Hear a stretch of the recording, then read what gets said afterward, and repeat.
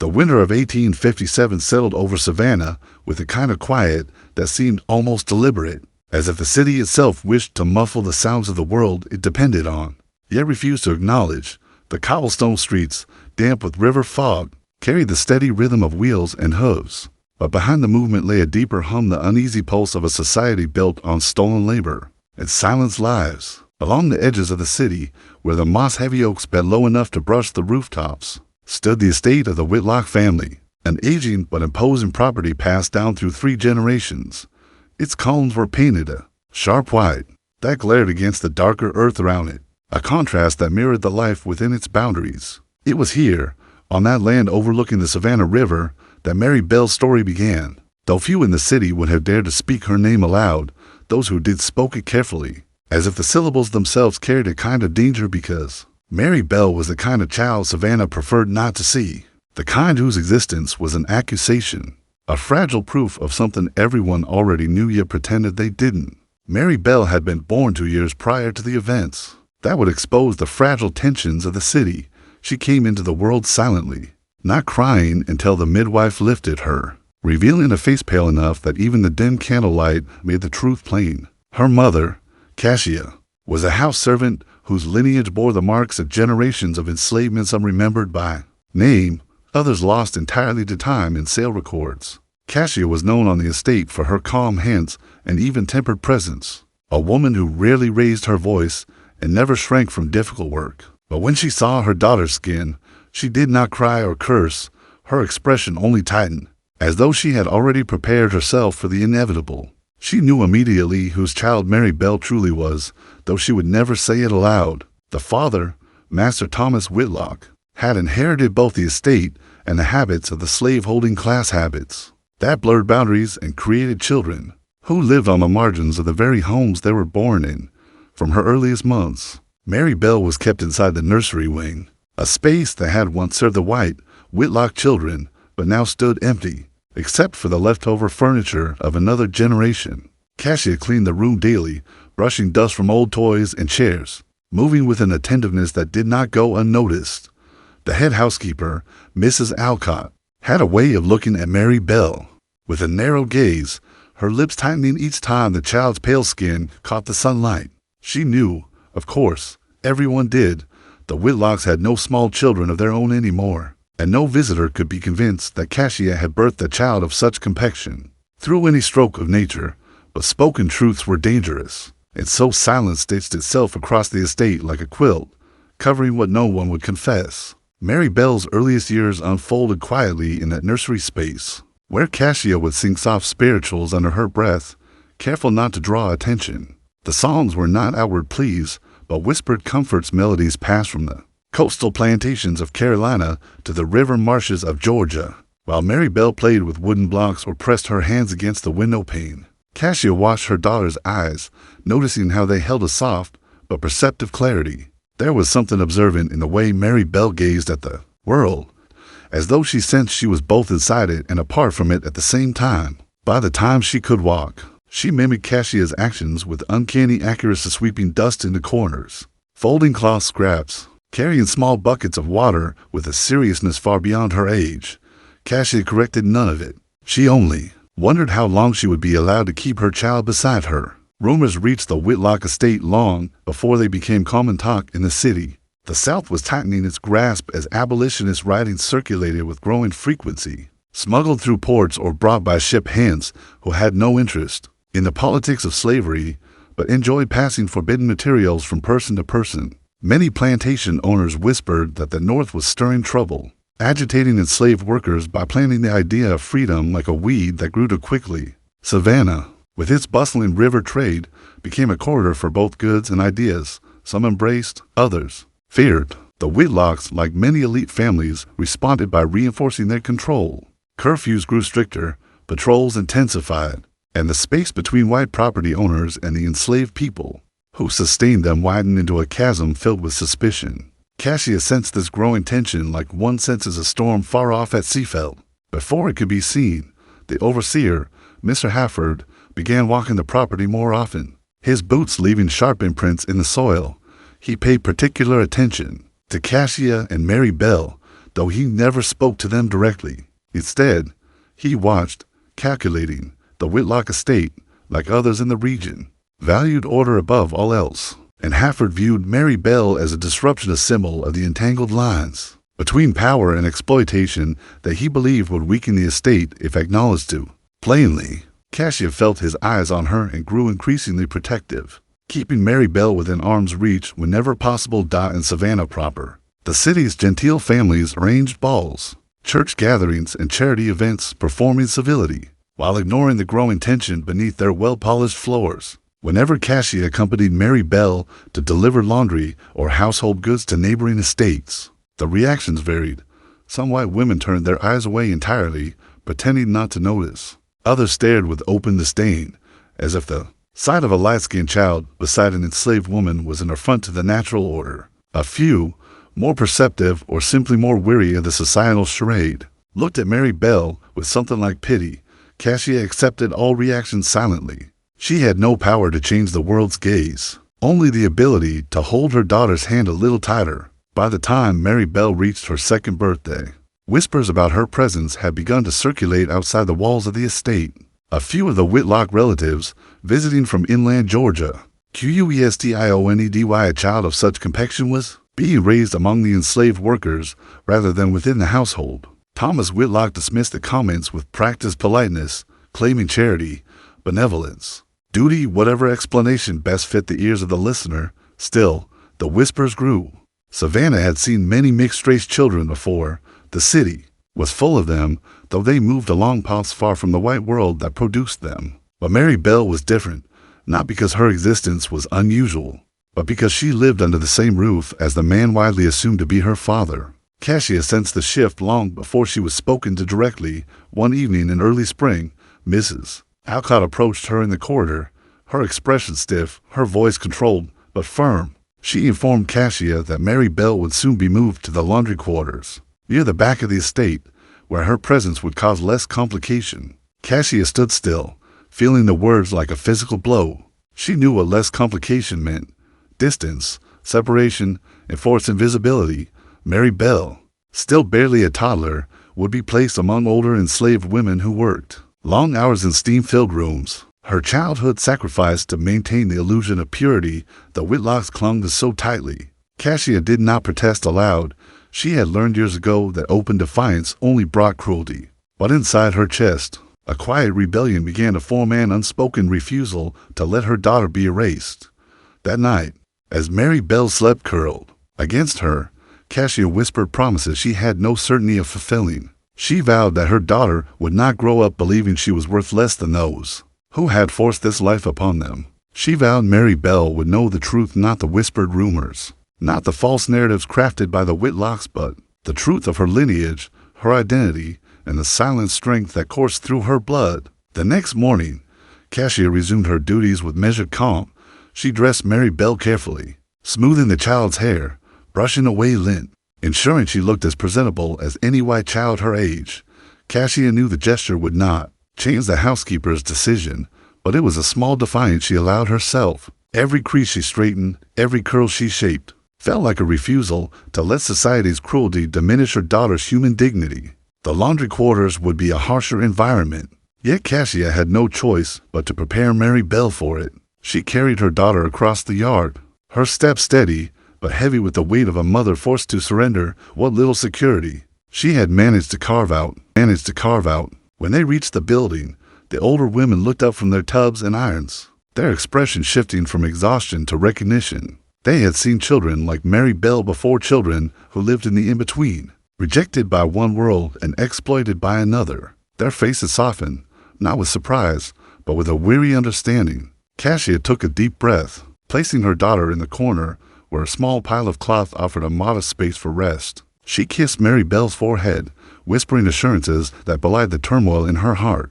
Then she stepped back, rejoining the endless cycle of labor that defined her existence. Yet even as she did, something in the air seemed to shift. The Whitlock estate, with its pristine facade and rigid hierarchy, was beginning to show the first subtle cracks. Mary Belle's presence, mere as it may have seemed, had become a quiet challenge to the carefully maintained order of Savannah. Her existence was no longer a secret tucked away in the nursery. It was a mirror reflecting everything the city wished to deny, and though Cassia could not yet know the full extent of the upheaval to come, she sensed instinctively that her daughter's silent rebellion had already begun, not in loud words or defiant acts, but in the simple truth of who she was and the undeniable injustice of how she was forced to live. The weeks that followed Mary Belle's transfer to the laundry quarters unfolded with a slow, suffocating heaviness that settled into every corner of Cassia's life. The laundry building, tucked behind the main house and half hidden by a line of cypress trees, was a world of its own, hot,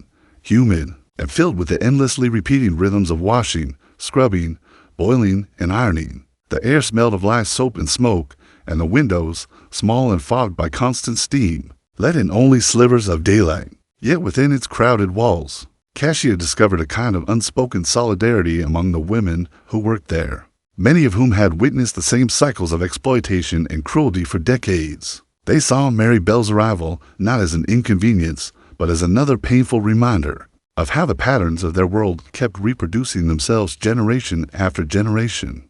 Mary Belle, too young to understand the significance of her displacement, adapted quickly to the rhythm of the laundry house. She toddled between baskets of linens and piles of folded clothes, occasionally pausing to press her fingers into the warm fabric fresh from the irons. Her presence offered fleeting moments of levity, small bursts of laughter, when she tripped over her own feet, or when the older women, exhausted yet affectionate, teased her gently. But beneath those tender interactions lay a shared fear they did not voice. They all knew that a child like Mary Belle, visibly marked by the lineage of the white family that claimed ownership over her mother, could not remain protected for long. As children grew, their resemblance to their white father sharpened, and with that resemblance came scrutiny, speculation, and often cruel decisions made by men who saw them as liabilities rather than lives. Cassia worked with renewed discipline, determined not to let grief or anger hinder her duties. She rose before dawn, prepared Mary Belle's small corner in the laundry house,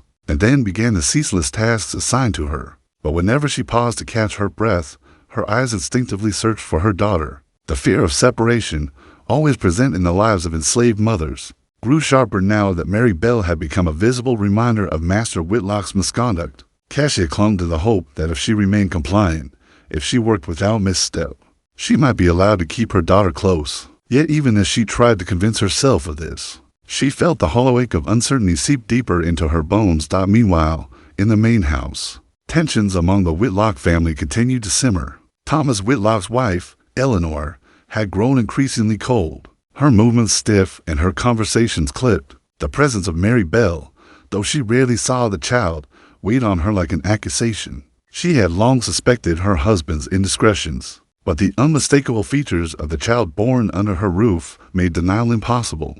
Eleanor's resentment grew silently, feeding on her humiliation and the societal expectations that demanded she maintain dignity, even in the face of betrayal. In private moments, she paced her chambers, replaying the moments of her marriage that now felt false in hindsight. Her anger, unable to be directed toward her husband in any meaningful way, began to curve instead toward Cassia and the daughter who bore the visible evidence of Thomas's disloyalty. This tension did not go unnoticed by the household staff or by Thomas himself. He avoided direct confrontation, busying himself with the state affairs and business matters in town.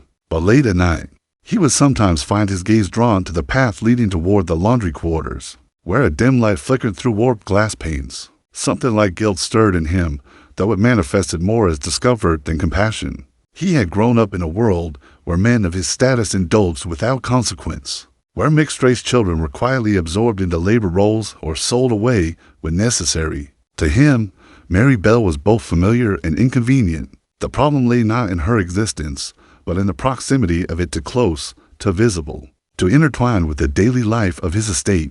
Southern society had perfected the art of silence when it came to such matters, but rumors spread regardless. Neighbors whispered behind closed doors, masking curiosity with moral outrage. In church, the Whitlocks felt the weight of lingering glances, some sympathetic, others scandalized. Savannah's elite guarded their reputations fiercely, and a scandal involving a mixed-race child threatened the fragile image of propriety they clung to. Though nothing had yet erupted into open conflict, Cassia's instincts told her that the storm was coming. The estate was holding its breath, and Mary Belle's very presence was the spark waiting for ignition.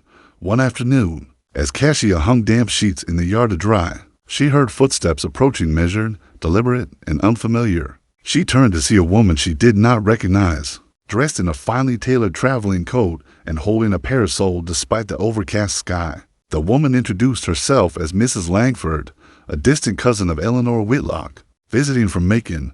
Her eyes swept over the laundry space, lingering on Mary Belle with a sharp, assessing gaze. Cassia felt a chill crawl up her spine. She recognized the woman's expression, not mere curiosity, but calculation. Mrs. Langford asked no questions and offered no polite smiles. She simply observed, making mental notes that Cassia knew would find their way to Eleanor before the day ended. When Mrs. Langford returned to the main house, the air inside seemed to shift. Conversations between Eleanor and her cousin became increasingly private, their voices rising and falling behind closed doors. Servants who passed by the study reported hearing fragments, words like propriety, disgrace, and necessity.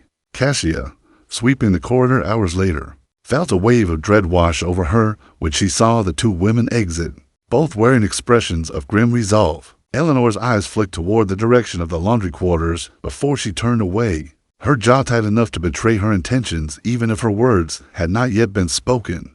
Days later, Cassandra learned through whispered conversation among the servants that Eleanor had begun inquiring about selling certain members of the estate's enslaved community. The inquiries were framed as practical decisions, financial adjustments, efficiency improvements, changes to household needs. But Cassia knew better. The timing was too precise, the language too calculated. Eleanor was preparing to purge the household of reminders she could not tolerate, and Mary Belle, at only 2 years old, had become the embodiment of her humiliation. The threat of sale hung over Cassia like a storm cloud, darkening her thoughts and tightening her breath. The women in the laundry quarters sensed the shift as well.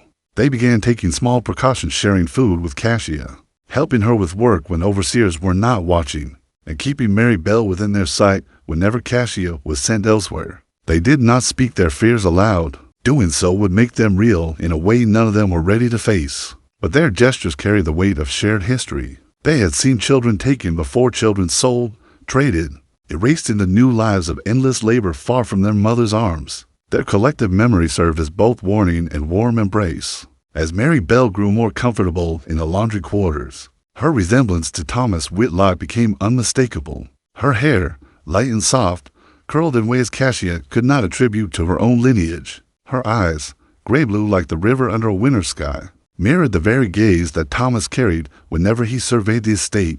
These details, so small and innocent, became dangerous evidence. Slavery's cruel arithmetic did not allow for nuance. A child like Mary Belle could not be hidden indefinitely, nor could she simply fade into the background as she grew older. Her very face declared a truth that white society refused to acknowledge, and truth was the most threatening force of all. One night, shortly after Cassia had put Mary Belle to sleep on a small bed of folded quilts, she stepped outside to fetch water from the well. The air was cool, the sky clear, and the estate wrapped in that deceptive stillness that often preceded upheaval. As she leaned over the bucket, she heard voices nearby, the unmistakable cadence of Mr. Hafford speaking in low tones to another man. They were discussing upcoming property transfers, referencing ledgers and valuations. Cassia did not dare move, but when she heard Hafford mention her name, her stomach clenched. The words that followed hit her with the force of a blow. Arrangements, auction block, inspection. She did not need the full context to understand. They were speaking of her and Mary Belle. The bucket slipped from Cassia's grasp, splashing water across the ground. For a moment, she stood frozen, fearful that the noise had drawn their attention. But the men were too absorbed in their conversation to focus on the cold arithmetic of human lives. Cassia backed away slowly, her mind racing, her heart pounding against her ribs. She returned to the laundry house with a steadiness she did not feel, sat beside her sleeping daughter, and laid her hand gently on Mary Belle's chest just to feel the rise and fall of her breaths. In that moment, Cassia understood with painful clarity that the quiet rebellion she had held inside could no longer remain silent. The forces gathering around her were too strong, too determined, too indifferent to her suffering. If she did nothing, she would lose her daughter forever. And so, without a sound, without any outward sign of defiance, Cassia made the decision that would shape the rest of her life. and alter the course of Mary Belle's future, a decision born not of impulse, but of a mother's unyielding love and a world that left her no other choice. Cassia awakened before dawn, long before the estate stirred, driven by a sense of urgency that pulsed through her like a second heartbeat. The darkness outside was thick and still, the kind that made every sound feel amplified and every movement feel exposed. She lay beside Mary Belle for a moment longer, listening to the soft rhythm of her daughter's breathing, memorizing the peace in her small face. It struck Cassia how fleeting such quiet moments had become, how each passing day made the threat of separation sharper and more imminent. The conversation she had overheard between Mr. Hurried and the other man echoed relentlessly through her mind. They had spoken of her as though she were livestock, an entry in a ledger, a commodity to be moved according to profit and convenience. But it was their mention of Mary Belle that carved a hollow fear into her spirit, the kind of fear that left no room for hesitation. Cassia knew she could endure anything except losing her daughter. That singular truth hardened into resolve. The laundry quarters were still dark, the embers from the previous night's fire smoldering with faint red light. Cassia rose quietly, careful not to wake the sleeping women, and stepped outside into the cold morning air. The estate lay in silence, the outlines of the main house sharp against the fading night sky. She scanned the grounds, mentally mapping every path, every shadowed corner, every possible route beyond the property lines. She had lived her entire life within confines not marked by fences, but by fear. Yet in that moment she forced herself to look at the estate with new eyes, not as a prison, but as terrain she might navigate if she chose to flee. She knew the risks, patrols, dogs, the ever-present threat of being captured and returned with brutal punishment. But the greater danger lay in doing nothing. With every step she took through the dew-covered grass, Cassia felt the weight of centuries pressing against her, reminding her of the countless enslaved people who had attempted escape, some succeeding, many suffering terrible fates. She wondered briefly whether her lineage included such attempts, names long forgotten, buried in the soil of fields that had consumed their histories along with their labor.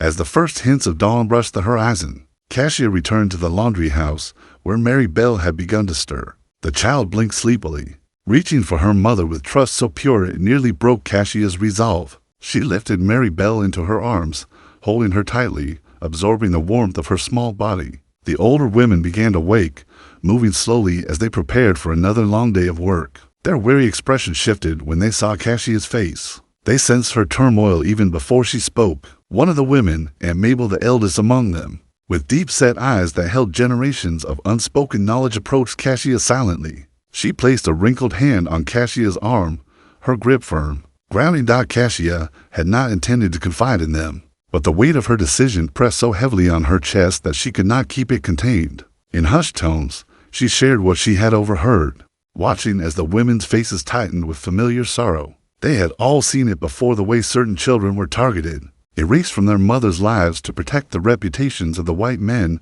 who'd fathered them. The laundry house became a cocoon of whispered fears and urgent counsel, each woman adding her own piece of wisdom. Some warned Cassia not to flee, fearing the consequences. Others, hardened by years of loss, urged her to act before it was too late. And Mabel, who had lived through more sorrows than anyone else present, looked directly into Cassia's eyes and spoke with a voice that trembled with both grief and strength. She told Cassia that no mother could be faulted for choosing her child's freedom over her own safety. The day unfolded in a haze of tension. Cassia completed her tasks with mechanical precision, her thoughts consumed by the rapidly narrowing window of time. She noticed Mr. Hurried walking the grounds more frequently, inspecting the stables, the barns, the storage sheds as if preparing for an upcoming event he had no reason to hide. When his gaze swept across the laundry yard, Cassia felt her heartbeat quicken. Mary Belle, unaware of the danger, played quietly with a scrap of cloth, her expression serene.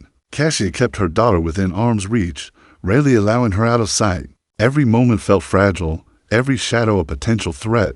Two things became painfully clear as the day passed. First, the Whitlocks were indeed preparing for changes that would directly affect her. And second, if Cassia were to act, it would have to be soon, very soon, before any official announcement or inspection was made. In the late afternoon, as the sun began to sink behind the cypress trees, Mrs. Alcott summoned Cassia to the main house under the pretense of needing assistance with linens. Cassia's stomach clenched. She knew the summons could not be innocuous. She carried Mary Belle on her hip as she made her way toward the house. unsure whether she would be allowed to keep her daughter beside her. Upon reaching the doorway, Mrs. Alcott cast a disapproving glance at the child but said nothing. Instead, she led Cassia to the parlor, where Eleanor Whitlock stood beside a tall window, the golden light illuminating the tension in her rigid posture. Eleanor did not turn immediately when Cassia entered. She continued staring out the window, her gloved fingers drumming against the sill. When she finally spoke,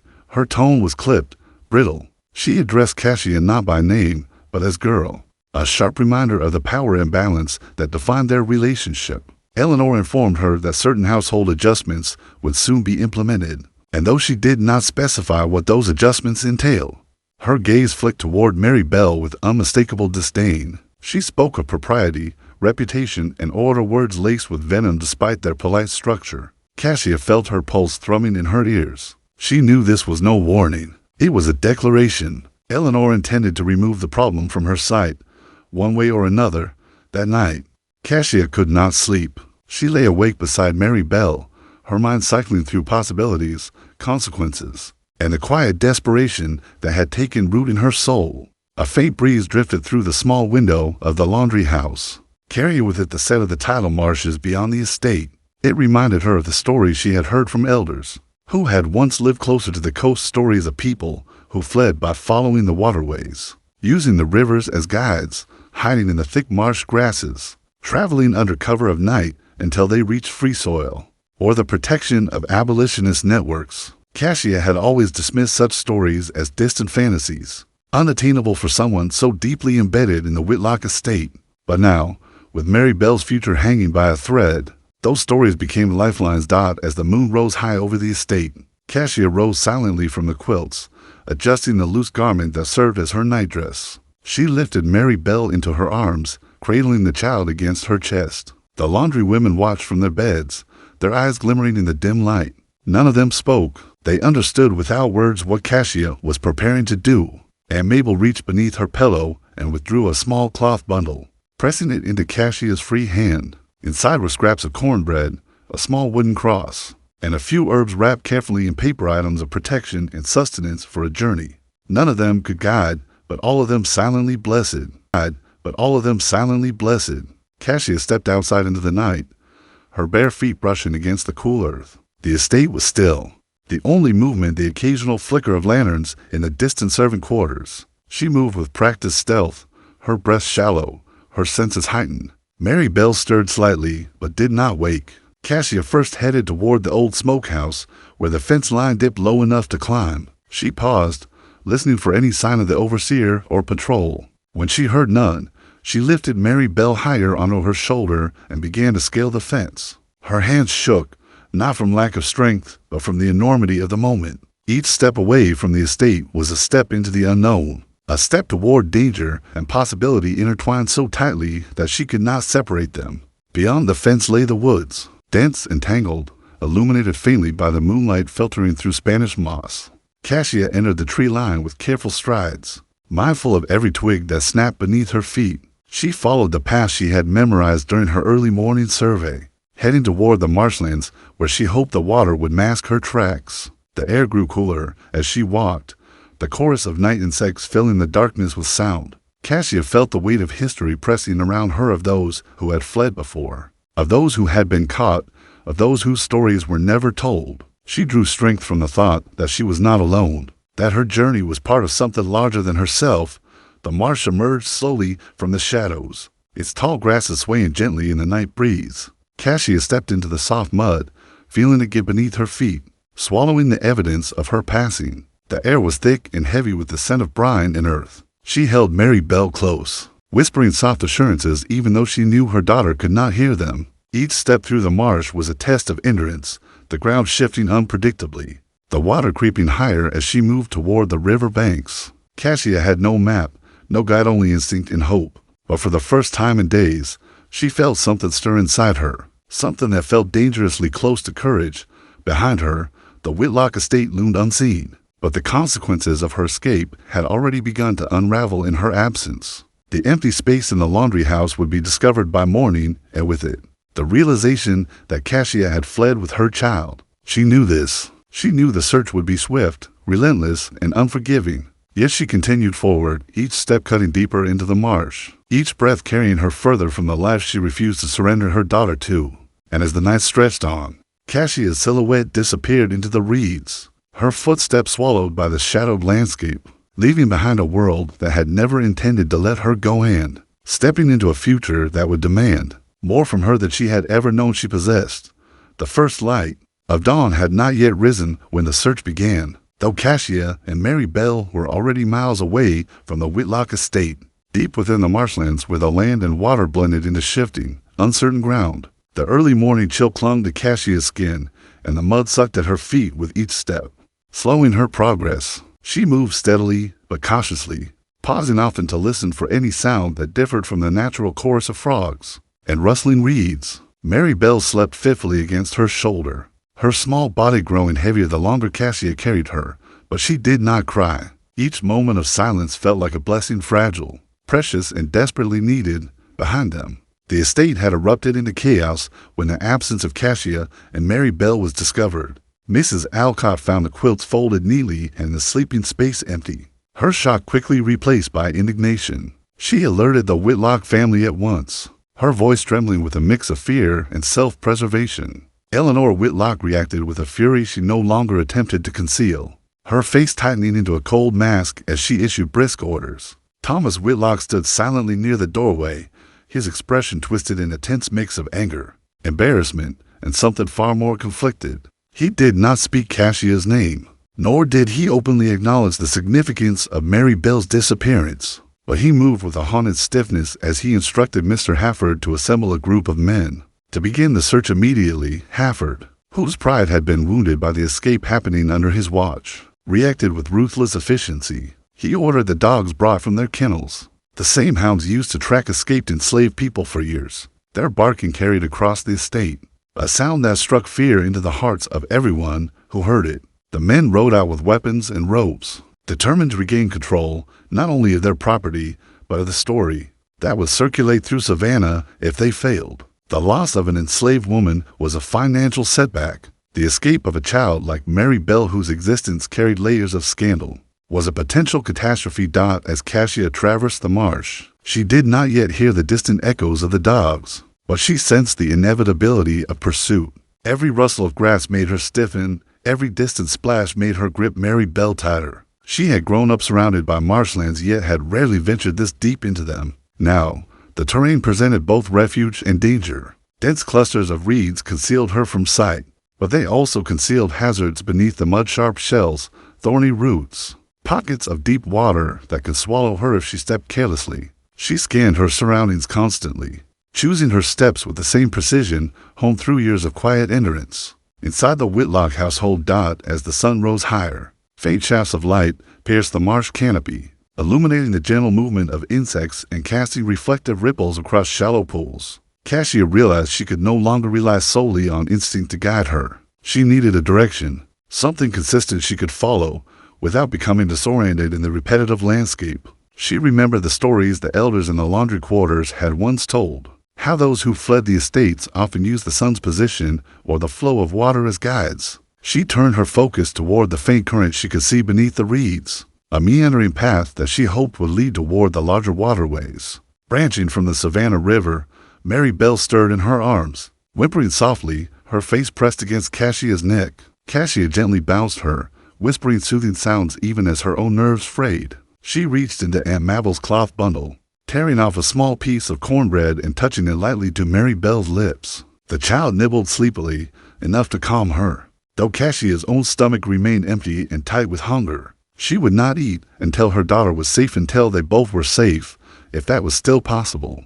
Back on the estate, the search party reached the perimeter of the fence Cassia had crossed hours earlier. Hafford dismounted, examining the ground with practiced scrutiny. The soft indentations in the earth still held the shape of Cassia's footprints, preserved by the night moisture. He followed them to the fence, grunting with irritation as he ran his hand along the wood. The dogs caught the scent quickly, barking loudly as they pressed their noses to the ground. Hafford cursed under his breath, whipping his reins impatiently as the men prepared to follow the trail. Thomas Whitlock hovered nearby, his face pale. He had said little since the search began, though his eyes tracked every movement with a sharpened focus. One of the men asked whether they should inform the authorities in town, but Thomas hesitated. He was torn between preserving his reputation and solving the crisis quietly. Eleanor, watching from the porch with stiff posture and thinly veiled disdain, waited for him to make a decision that would either worsen or contain their predicament.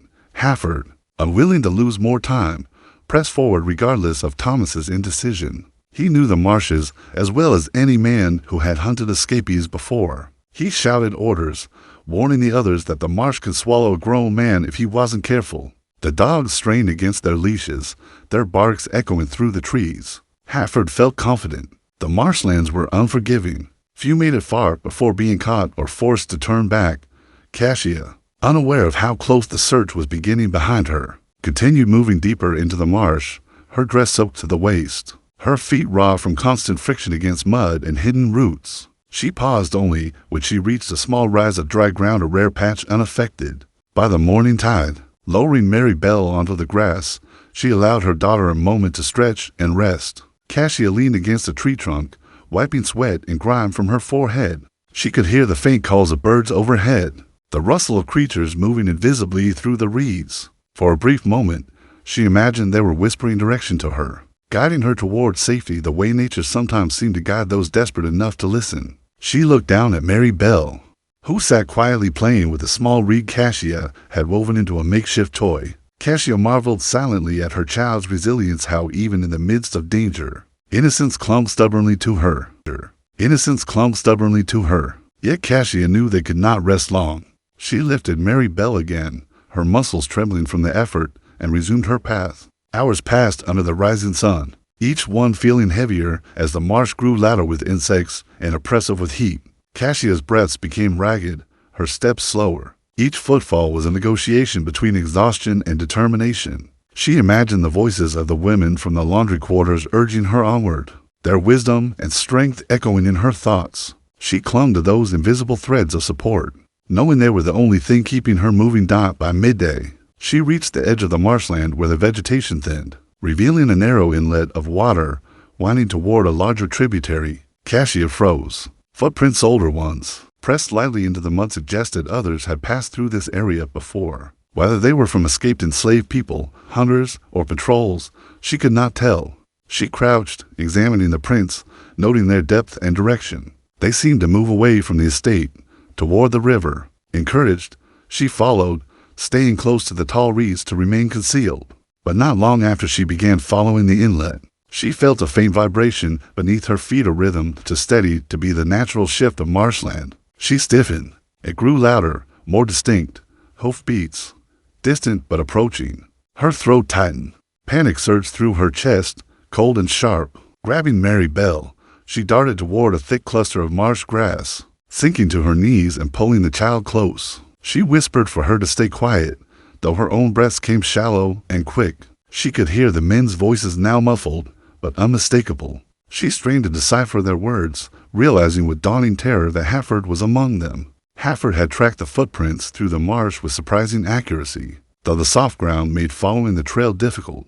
The dogs barked frenetically, confused by the crisscrossing scents and the shifting tides. Hurried cursed loudly, yanking them forward. They fanned out along the inlet, sniffing at the mud, turning in circles. Cassia clutched Mary Belle tighter, afraid to move even a fraction. The marsh grass quivered slightly in the breeze, the only cover between her and the men who would drag her back to a life that no longer felt survivable.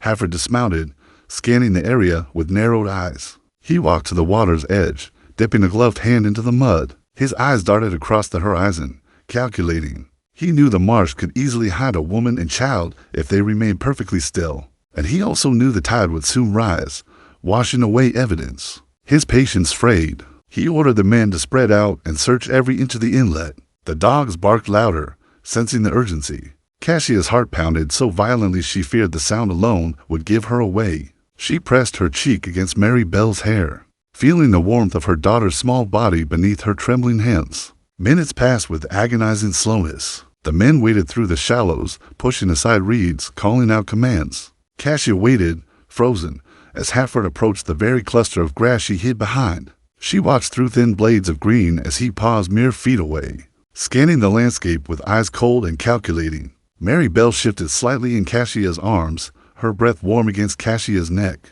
Cassia's muscles locked, every nerve afire. Then, just as Hurried began to push aside a section of grass near their hiding place, one of the dogs suddenly barked from farther down the inlet. Hurried stiffened, turning sharply. Another man shouted something unintelligible. The dogs erupted into frantic motion, pulling their handlers in the opposite direction.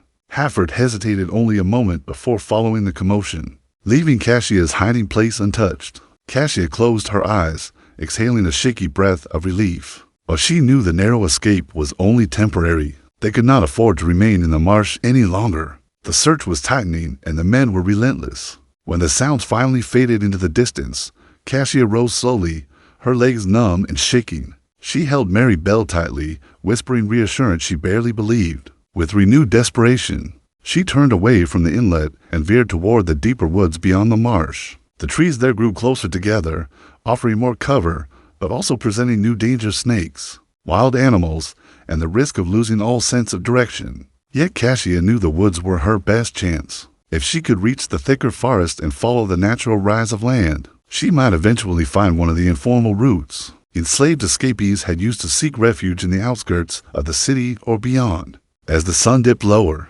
casting long shadows across the marsh, Cassia's silhouette vanished into the dense line of trees. Behind her, the sounds of hounds and riders wavered faintly, a reminder of the world she had fled, one that was closing in. Even as she forged ahead into a wilderness that offered no guarantees, only the fragile promise of freedom, the woods swallowed Cassia with a density she had not anticipated, the towering trees forming a shadowed canopy that filtered the late afternoon light into thin, fractured ribbons. The shift from the marsh's open, watery expanse to the forest's tight, enclosing darkness unsettled her. Here, the air felt thicker, laced with the scent of pine sap, decaying leaves, and the faint musk of unseen animals. Branches crisscrossed overhead like arms barring her path, and roots coiled beneath her feet with a serpent's unpredictability. Yet the protection they offered, the concealment from hounds, the block from a rider's line of sight, was a blessing she clung to. Even as the fear of becoming lost gnawed at her resolve, Mary Belle rested against her shoulder,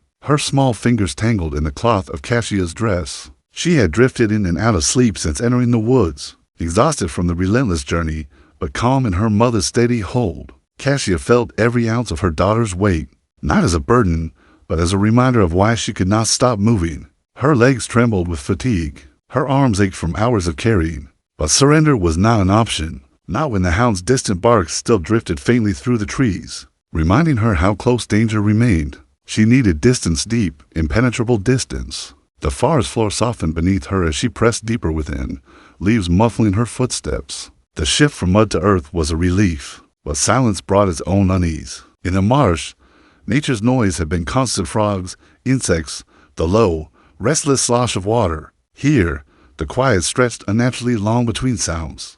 A rustle in the underbrush, a bird crying out, the snap of a twig that could have been an animal or a man. She moved carefully, every sense sharpened dot as she walked. She remembered fragments of stories told in hushed voices by the older women in the slave quarters, tales of escapees who had braved the woods, some guided by trusted allies or invisible networks of free black families, others depending solely on luck and instinct. The stories had always felt distant, almost mythic in the way they mixed hope with impossible odds. Cassia had never imagined herself stepping into one of those stories, never imagined she would be the one carrying a child through unknown terrain, while armed men scoured the land behind her. But here she was, extending those whispered narratives into a new chapter, one she prayed would not end with capture. She followed the gradual incline of the land, relying on the faint memory of how the terrain rose away from the marshes and sloped toward drier ground nearer the outskirts of Savannah. If she could reach an area where the woods thinned, she might find a stream or pass something that could orient her. But every step forward felt like guesswork, and the sinking light made it difficult to distinguish direction. Shadows deepened, stretching into long, uneven shapes that turned the forest into a maze of darkened silhouettes. Cassia paused beneath a large oak, its branches twisted in ancient, protective arcs. She set Mary Belle down carefully, letting the child stretch her legs while she caught her breath. Her chest burned from exertion, and her throat was painfully dry. She had not had fresh water since the marsh, and the air felt thick in her lungs. She scanned the woods, listening for the sound of running water, A stream could save them, could give them something to drink, could wash away their scent, could lead toward the river or toward safer ground. She closed her eyes, focusing. For a moment, she heard nothing but the pounding of her own heartbeat. Then, faintly, beneath the rustle of leaves, she heard it, the distant trickle of moving water. The sound was faint, but real, a soft, steady murmur threading through the quiet. Hope sparked in her chest. She scooped Mary Belle into her arms again and moved toward the sound, weaving between trees and stepping over roots as quickly as she dared. The stream came into view gradually, a thin ribbon of water winding through the trees, glinting with the last fragments of sunlight. Cassia fell to her knees beside it, dipping her cupped hands into the cool flow and bringing the water to her lips. Relief washed through her as she drank, the taste clean and life-giving. She held Mary Belle close, letting the child sip from her palm. The water revived her, sharpening her focus and easing the trembling in her limbs. She followed the stream's direction as daylight faded, hoping it would lead her somewhere safer. The sounds of the forest shifted as dusk approached. More insects, more nocturnal rustles. Cassia moved carefully, knowing that darkness would make travel more dangerous. She needed shelter for the night, a place hidden enough to protect them from both animals and men. She scanned the landscape for anything that could serve as cover. Eventually, she spotted a cluster of low shrubs and fallen branches forming a natural enclosure beneath a large pine. It wasn't ideal, but it would shield them from view. She moved toward it, clearing away a few loose branches and positioning herself in the narrow space. She held Mary Belle tightly against her, wrapping the cloth bundle around them. Both as night descended, the darkness settled thickly, bringing colder air with it. Cassia listened intently to the sounds of the forest, the chirping insects, the occasional distant hoot of an owl. But beneath those sounds, she still heard it, the faint, intermittent barking of dogs. It carried through the woods like a warning. They had not lost the search party. The men and hounds were still out there, still moving, still hunting. She pressed Mary Belle closer, rocking her gently. She whispered soothing words, though her own fear coiled tightly around her ribs. She did not sleep. Her body refused to rest, her instincts refusing to soften. She stayed alert, her eyes adjusting to the faint outlines of the forest in moonlight. At times she thought she heard footsteps, though they faded quickly, leaving her uncertain if they were real or imagined. She kept her hand over Mary Belle's back, feeling the child's warmth as an anchor against the cold terror of the night. Hours passed in slow, tortuous increments. At some point, Mary Belle stirred, murmuring softly. Cassia whispered to her, stroking her small curls. Her daughter's presence, fragile, innocent, unknowing, only strengthened her resolve. She did not fear for herself anymore, only for Mary Belle, only for the child who had been born into a world unkind, a world that saw her as property, a world Cassia refused to let claim her future. Before dawn, Cassia rose again, stiff with cold and exhaustion. She continued along the stream, using its path as her guide. The early morning fog settled low over the ground, curling around her ankles like a living thing. Birds called softly overhead, signaling the approach of light. Cassia welcomed the faint glow rising between the trees, though daylight also meant visibility and visibility meant danger. After some time, she noticed that the stream was widening slightly, its banks more defined. The terrain around her began to shift. The forest thinned in places, letting more light pass through. In the distance, she thought she saw the outline of a path, faint but deliberate, a narrow track worn into the earth. Her heart beat faster. A path meant access. Access meant direction, but it also meant others might use it: hunters, patrols, travelers. She approached with caution, crouching low as she neared the opening.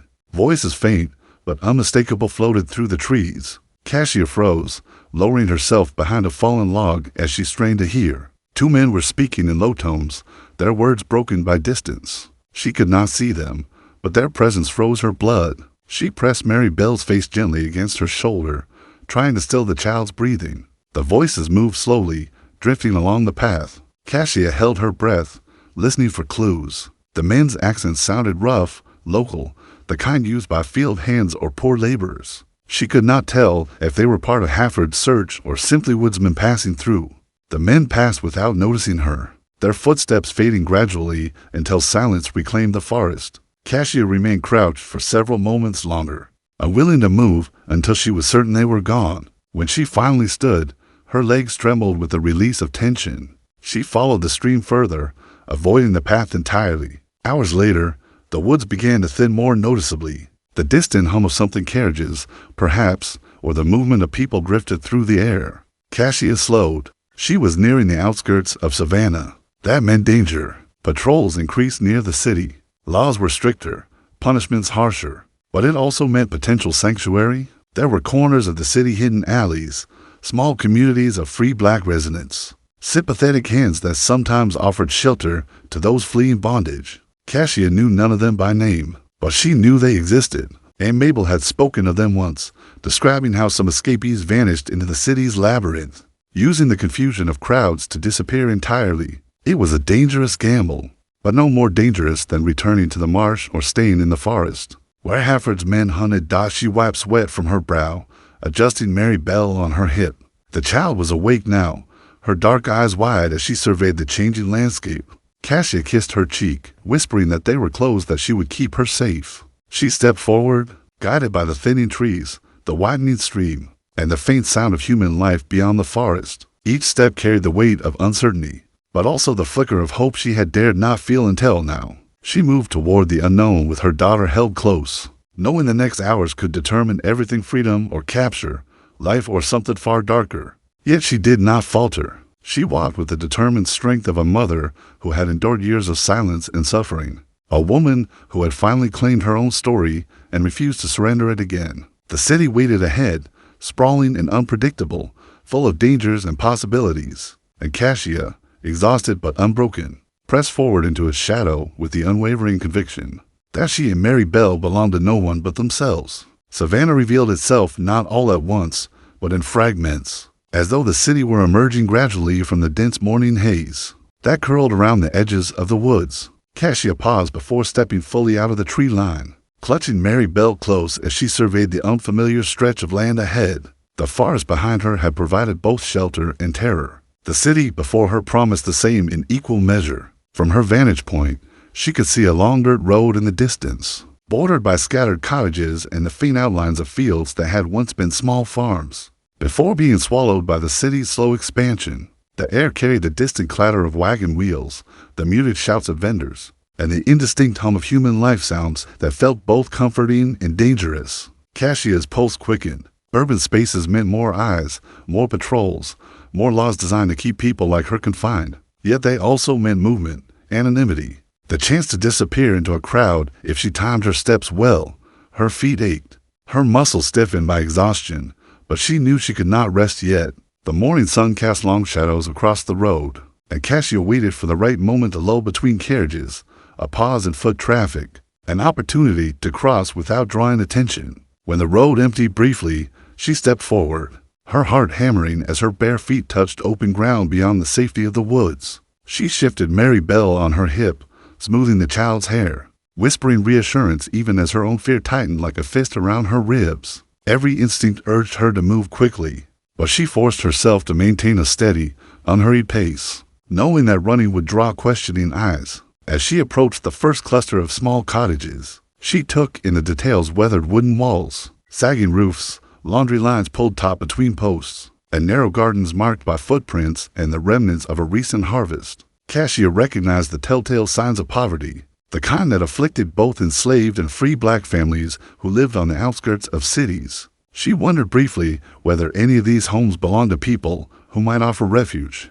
but she could not risk knocking on doors without knowing who lived behind them. Too many free black people had been coerced into returning fugitives, threatened with fines or violence if they refused. She slipped past the cottages quietly, keeping close to the tree line until she reached the edge of the city proper. Savannah in the 1850s was a place of contradictions: grand homes, built on the suffering of enslaved laborers, bustling markets filled with the goods produced by hands that would never profit from them, and narrow alleyways where whispers spread of abolitionists, safe houses, and secret networks. Cassia had heard scraps of such stories throughout her life, though always filtered through layers of caution. She knew there were free black residents in Savannah, some born free, others having purchased their freedom, still others living precariously in rented rooms while performing skilled labor. The city's large port also brought sailors from northern states, men who sometimes smuggled fugitives aboard ships heading up the coast. But these possibilities did little to calm the immediate terror of entering a space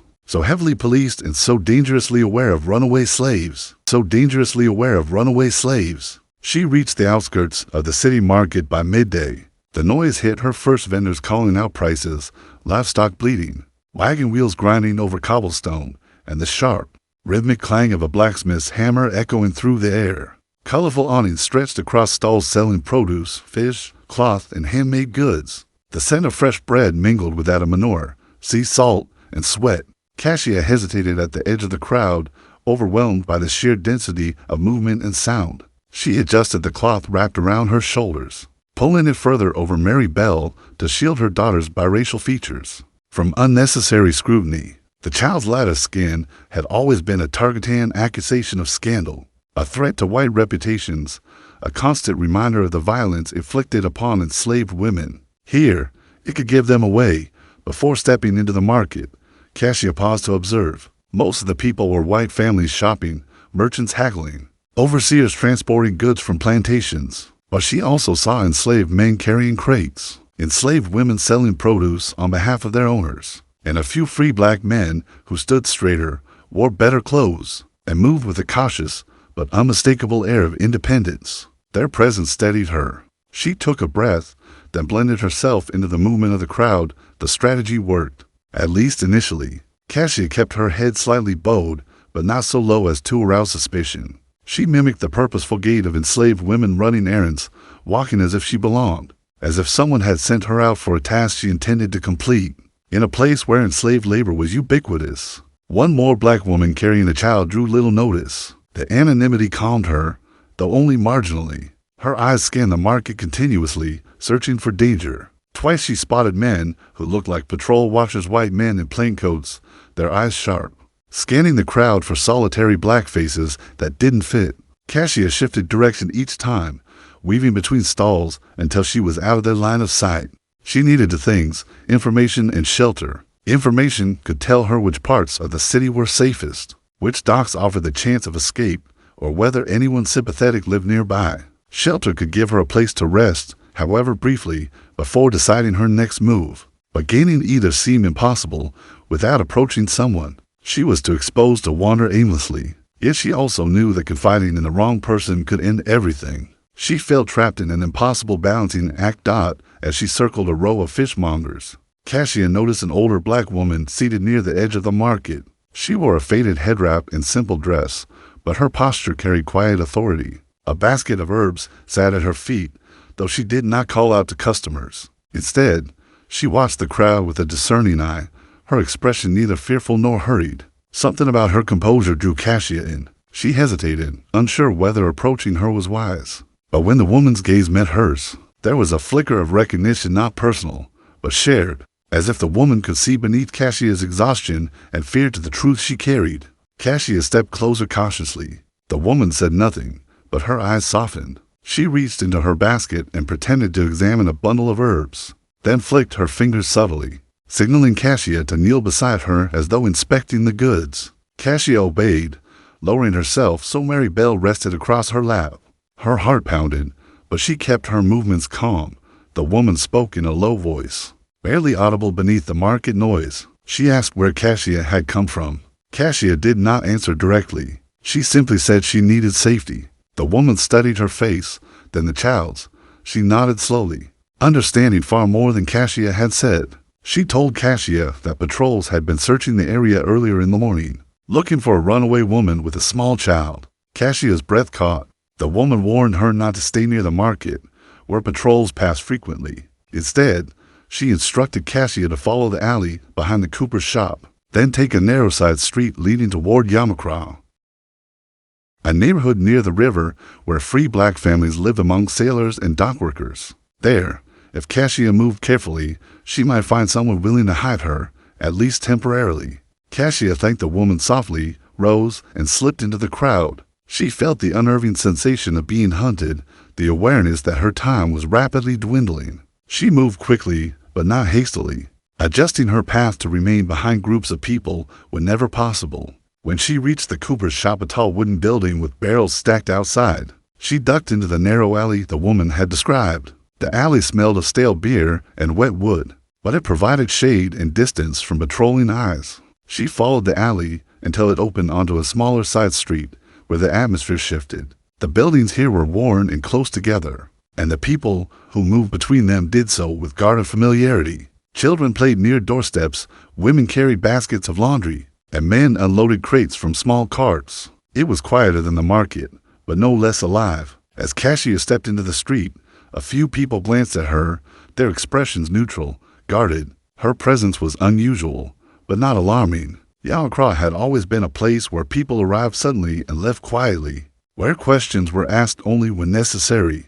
Cassia continued down the street until she reached a row of modest houses. She paused near one with peeling white paint and a narrow porch. Inside, she could hear the faint sound of humming a woman's voice, low and steady. Something about the sound eased her tension. She climbed the porch steps cautiously and tapped lightly on the door. The humming stopped. A moment later, the door cracked open, revealing a middle-aged black woman with sharp eyes and an expression that shifted instantly, from caution to concern when she saw Cassia's condition. She asked no questions. She stepped aside, allowing Cassia to enter the small home. Inside, the air was warm and smelled faintly of soap and boiled rice. Cassia sank onto a wooden stool, her strength finally failing her. The woman closed the door firmly, bolting it from the inside. Her name was Miss Aurelia, a washerwoman who took in lodgers from time to time, usually sailors, sometimes travelers, occasionally people with stories they did not share. She studied Cassia for a long moment, then handed her a cup of water. Cassia drank gratefully, her hands shaking. Aurelia examined Mary Belle, brushing a gentle hand across the child's forehead. She recognized the dangerous combination of features immediately and understood, without being told that mother and child were fleeing more than hardship. Aurelia's voice was quiet but steady as she explained that patrols would soon sweep the neighborhood. They often watched for fugitives, especially near the docks. Cassia stiffened, fear rising again. Aurelia placed a hand on her shoulder and said Cassia could stay until nightfall, but after that she would need to decide try for the docks and seek passage north, hide in the city's free black quarters, or attempt to reach one of the clandestine routes that sometimes moved fugitives toward the interior. Cassia listened, absorbing each option with growing dread. Every choice carried mortal risk, but staying still was worse. That night, when the sun dipped below the horizon and shadows stretched long across the floorboards, Cassia stood again, preparing to step into the uncertainty that awaited her beyond Aurelia's door. Her daughter slept in her arms, warm and trusting. The world outside buzzed with danger, but Cassia's resolve sharpened. She had survived the marsh, the woods, the market, and the city's first trials. She would survive the night as well, and she would keep moving because she had to, because a mother did not surrender, because freedom, however distant, had already taken root in her steps, growing fiercer with every mile she put between herself and the world that had tried to claim her child.